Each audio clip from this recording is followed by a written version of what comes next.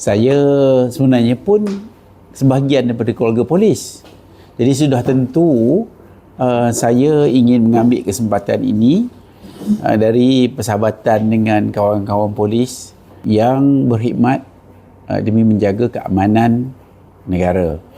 Jadi mengambil kesempatan ini saya ingin mengucapkan tahniah dan mengucapkan sebaik-baik ucapan kepada pihak polis, of course bermula dengan Tan Sri Khalid Datuk Khalid sendiri sebagai Ketua Polis Negara,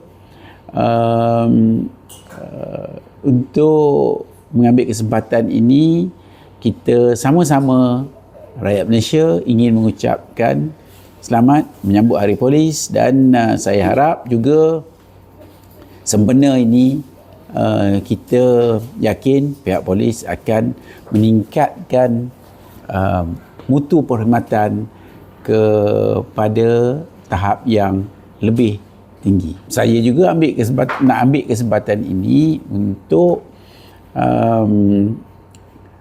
berdoa pun ya, mengharap pun ya, agar sahabat-sahabat polis live mengikut dia punya reputasi sebagai antara pasukan polis terbaik di dunia dalam menyelesaikan pelbagai masalah. Tahniah.